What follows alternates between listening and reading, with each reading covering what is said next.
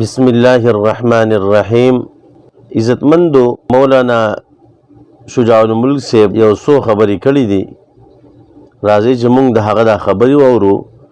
د دې نه پس بیا ستاسو سره یو څو خبرې کوو. یو مقصد چې د کوم لپاره عمران خان 15 ارب روپۍ د قادیانانو ناغشتي دي چې دی به مسلمانۍ، بلکې تاسو به په هغه فیسبوک هغه ویډیو هم کتلی.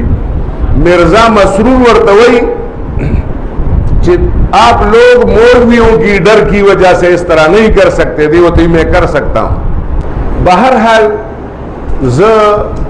उसम पदे हैरान चिदा मौलाना साहब यकदम चिदा कम फैसला की नो दा संग चलुशी लका दास इल्हामी गुंदे खबर है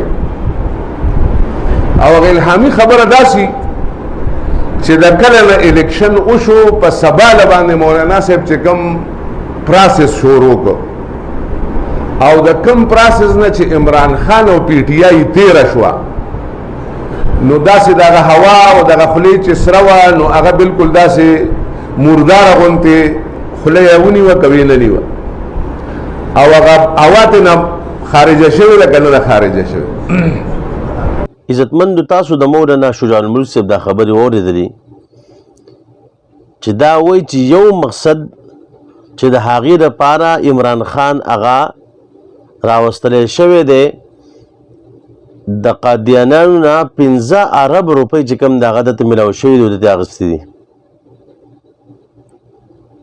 او نن هم دغه مولانا شجاع الملک دا هم د دغه خلکو سره ملګری دی.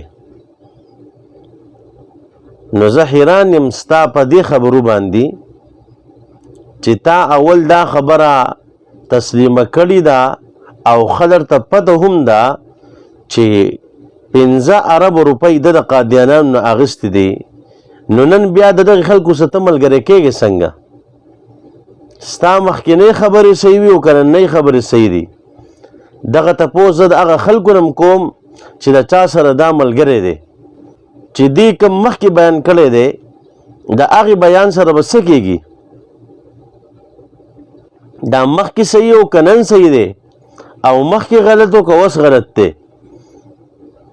نو لہذا دغه خلک به الله پاک دنیا ته ښکاره کوي چې اول د دې کومه بیانونه او کومه خبرې وي او نن چې کوم دی کله چې مولانا صاحب دیو د پالټۍ نه وشړله او لرې کړه نو ښه ورته پته ده چې دغه خلک څومره غلط دی او څومره صحیح دي، خو بیا هم نن د دغې خلکو سپورټ کوي په څه وجه باندې چې مولانا صاحب د پارټۍ نه لرې کړه.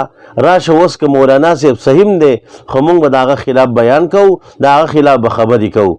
نو تاسو ته به د مولانا شجاع الملک د دې خبرو نه چې کوم دی د حقیقت معلوم شوی چې آیا دا صحیح عالم دی او که نه دا چې کوم دی هغه خرڅېدونکی عالم دی چې مخکې د سویلي دي او نن چې کوم دی دا د چا سره ملګری دی هم د هغه خلکو سره ملګری دی. نو الله رب عزت دی مونږ د غلطو خلکو د ملګرتیا نه وساتي. وما علینا الا البلاغ.